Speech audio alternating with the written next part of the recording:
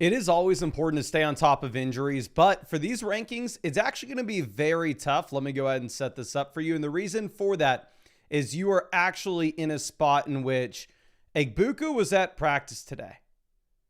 He is currently questionable for Monday. Mike Evans is going to be a game time decision as well. And it's not like you get the luxury of just saying like, oh, okay, well, we'll wait to see if Mike Evans is going to play or not, and then we'll make our decisions. No, you kind of have to call your shot, and you kind of have to go through and take a little guess based off the most recent information that we have. So I'll talk about everything here. Let's go game by game. Let's go a player by player and injury by injury, and then I'll give you the updated rankings. So we'll look at the projections as well. So starting off with what we have here with Mike Evans and Egbuka. So you actually had Egbuka at practice. I thought there was no shot this dude was playing.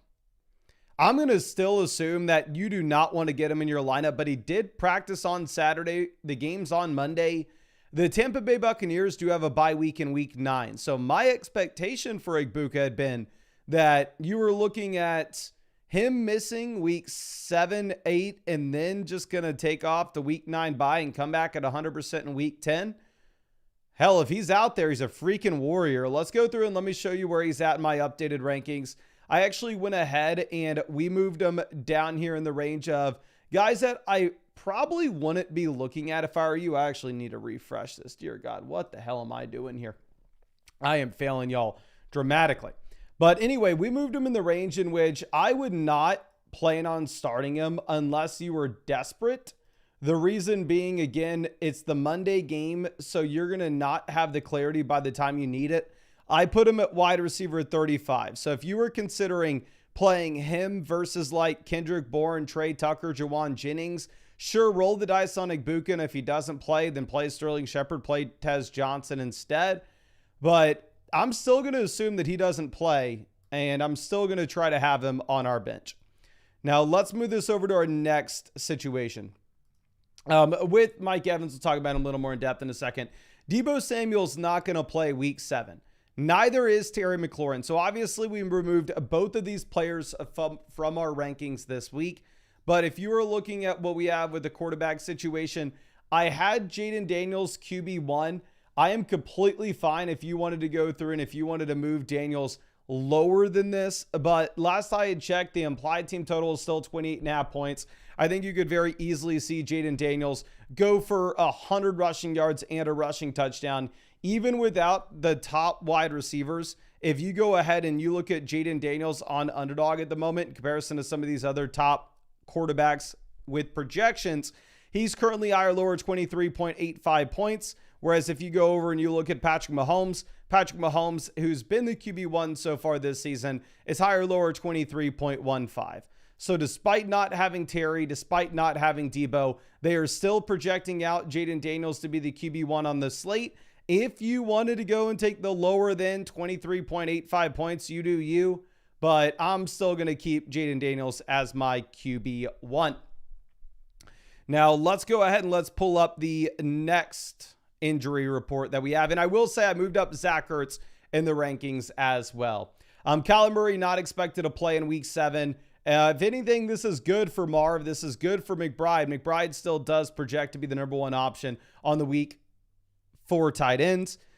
Mike Evans, according to Shefty, is currently considered a game time decision. So I did move Mike Evans down my rankings a bit here. We moved Mike Evans to wide receiver 23. If I had like Michael Pittman Jr., I would just play it safe. I would just play Pittman if you had him. Then going over and looking at what we have with our next play. Egbuka, like we already discussed, game time decision. I think Evans is more likely to play, which is why I do have Mike Evans much higher in my ranks. Bucky, Godwin, both ruled out already. So obviously you play Rashad White. Darius Slayton ruled out as well. Let's go through and see if we can find any of the other important injury stuff. Brock Bowers isn't going to play. Jacoby Myers sounds like he most likely will. George Kittle's going to play without a snap count. So because Kittle got ruled good to go on Friday, I did move George Kittle up to tight end 3 in my rankings. And as you can tell, obviously we moved Zach Ertz up as well with both of the wide receivers out in Washington. Let's go through and let's see if there's anything else. Brock Purdy ruled out for week 7. That was the expectation. Pearsall ruled out for week 7. That was the expectation. Quentin Johnston, not listed on the injury report at all for week 7. So with the Chargers wide receivers, we did go ahead. We moved Ladd McConkey down a bit. We moved Quentin Johnston up dramatically, and we moved Keenan Allen down quite a lot. I still think I would rather have Quentin Johnston rest of season, but his first week back, if you had the two between the Big Q and Ladd, I think you do just go ahead and play Ladd. Y'all know who I'm rooting for, though. Marvin Harrison Jr. not listed on the injury report at all for week 7, so you can go ahead. You can play Harrison. Jacobs is dealing with a calf injury in addition to an illness. They actually did bring up a running back from the practice squad in Green Bay this week, but if you go ahead and look at the updated projections on Underdog, Josh Jacobs is still projecting out to be a hammer running back. Like, I'm not moving him down my rankings really much at all. I'll show y'all all the updated projections in just 1 second. We'll rank these projections. But last I checked, Josh Jacobs was higher, lower 71.5 rushing yards, higher, lower 19.5 receiving yards, higher, lower 96.5 total yards. So Jacobs is a player that I have on my own team. I don't have any hesitation at all in playing him. And he is extremely likely to score a touchdown, where he's actually getting a 0.75x multiplier on it. So it's bringing it down from the usual odds. So let me see if there's anything else that is relevant that we need to discuss. Christian Watson ruled out.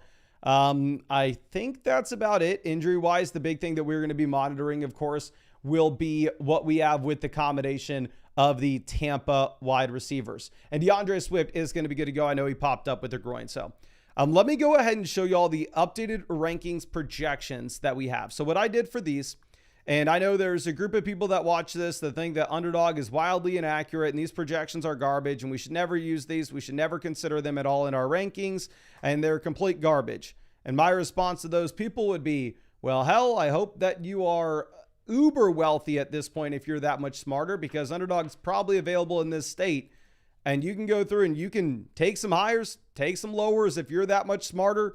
And honestly, I'll set you up if you're not already on Underdog, where you can go ahead and if you use code FLOCK, you will get $100 added to your account after you play your first 5. I've been with Underdog Fantasy for 5 years. They've been the only sponsor of this channel, and this is by far and away the best promo that they have ever had.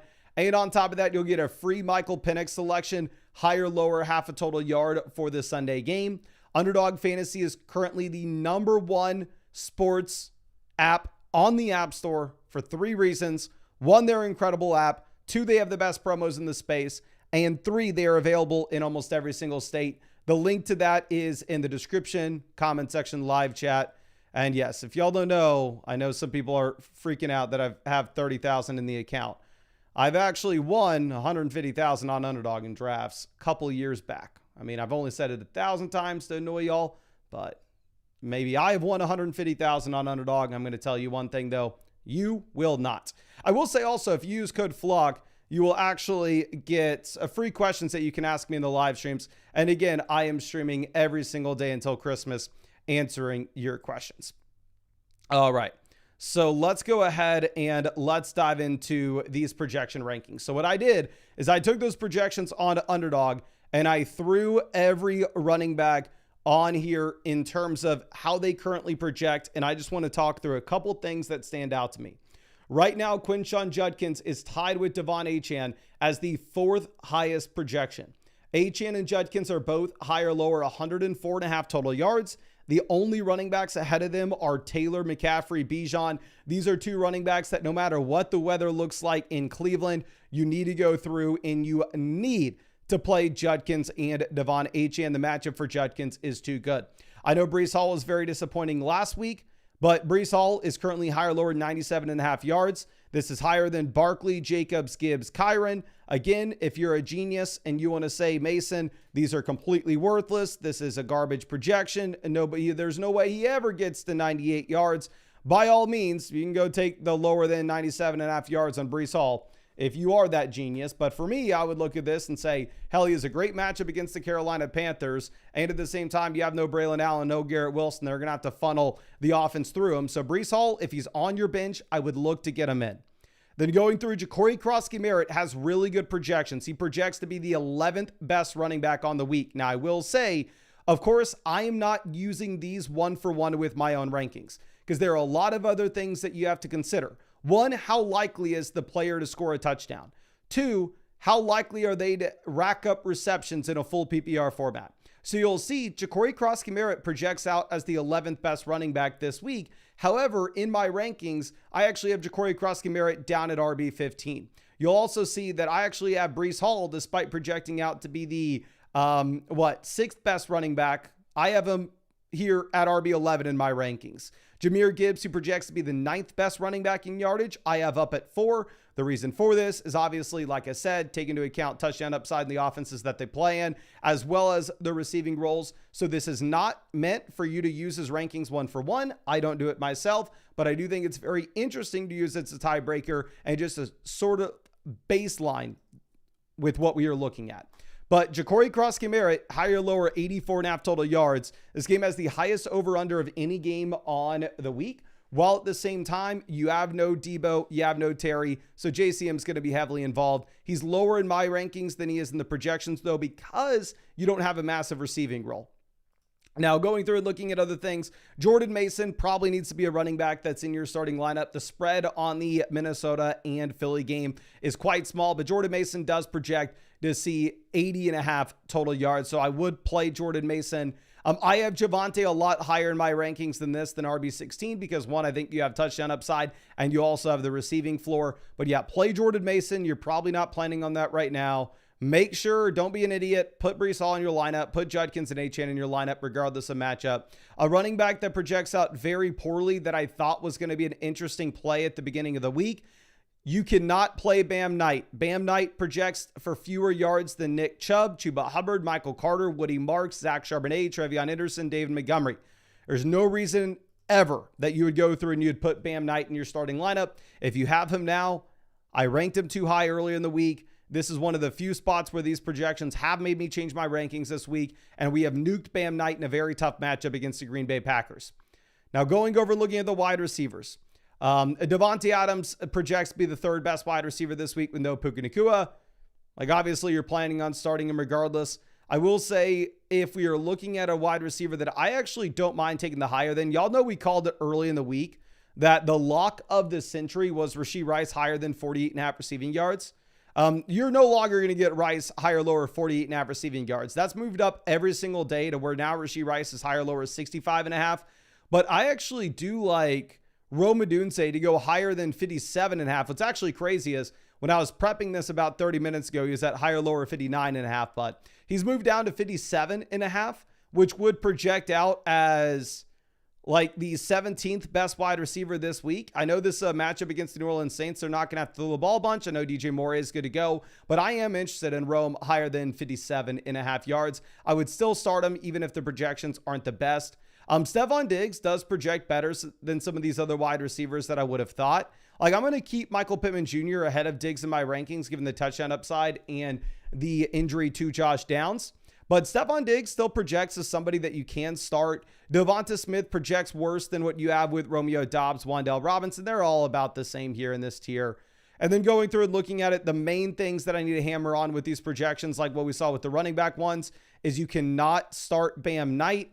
Here with the wide receiver ones, if there was any world in which you had Jerry Jeudy, Jawan Jennings, DJ Moore, or Hollywood Brown into your starting lineup, you just absolutely have to go through and you have to bench them.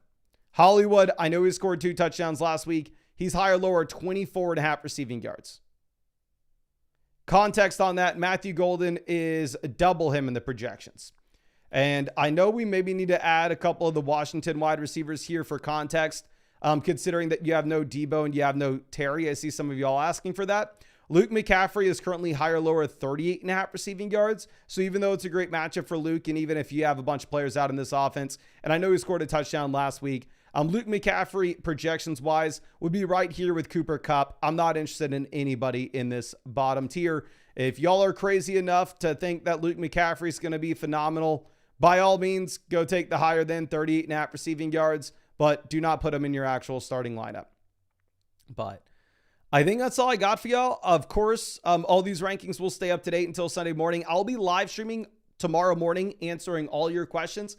And honestly, I'm going to go live like 10 minutes after I end this live stream. so we can go ahead and answer some of your questions as well. If you want to get guaranteed questions that you can ask in the live streams we're doing every single day until Christmas, you can always do so by signing up to Underdog Fantasy, taking advantage of the best offer in the industry, the best offer that they've had in the 5 years that I've been working with them, which again is $100 added to your account after you play your first 5 with promo code FLOCK.